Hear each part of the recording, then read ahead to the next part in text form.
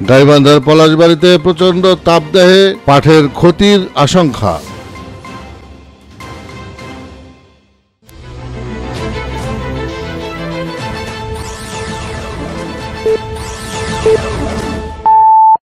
আসসালামু আলাইকুম। এমকে টেলিভিশনের নিয়মিত সংবাদে আপনাদের স্বাগত জানাচ্ছি আমি আশুরা খাতুন নদী। শুরুতেই শুনলেন সংবাদ শিরোনাম, এখন ডেস্ক থেকে বিস্তারিত। গাইবান্ধার পলাশবাড়ীতে প্রচণ্ড তাপদাহ ও অনাবৃষ্টির কারণে সোনালী আঁশ পাট সহ জমির বিভিন্ন ফসল শুকিয়ে যাচ্ছে। কোথাও কোথাও পানির অভাবে কৃষক ক্ষেত সেচ দিতে পারছেন না।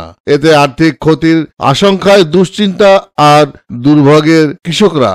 শুধু পাট আবাদ নয়, বিভিন্ন জাতের সবজির চাষে ক্ষতি হওয়ার আশঙ্কা করছেন তারা। পলাশবাড়ী উপজেলার কিশোরগাড়ি ইউনিয়নের চাষি আজগর আলী জানান, প্রচণ্ড তাপে জমির ফসল জমিতেই শুকিয়ে যাওয়ার উপক্রম। পাট গাছের পাতা কুঁকড়ে যাচ্ছে, আর কয়েকদিন খর তাপদাহ অব্যাহত থাকলে তাদের জমির পাট একেবারেই নষ্ট হয়ে যাবে। পৌরসভার হরিণমারি গ্রামের পাট চাষি খায়রুল ইসলাম, তিনি 1.5 বিঘা জমিতে পাট চাষ করেছেন। প্রচন্ড রোদের কারণে পাট গাছগুলো আস্তে আস্তে হলুদ হয়ে যাচ্ছে।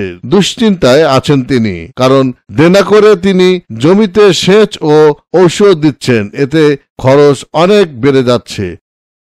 কৃষি বিভাগ জানান, তাপদাহে পাট গাছ যাতে শুকিয়ে না যায় সেজন্য প্রচুর পরিমাণ সেচ দেওয়ার পরামর্শ প্রদান করছেন কৃষকদের। তবে বৃষ্টি হলে এসব পাটের ক্ষতির সম্ভাবনা থাকবে না। অন্যান্য ফসলের ক্ষেত্রেও সেচ দেওয়ার জন্য পরামর্শ প্রদান করছেন।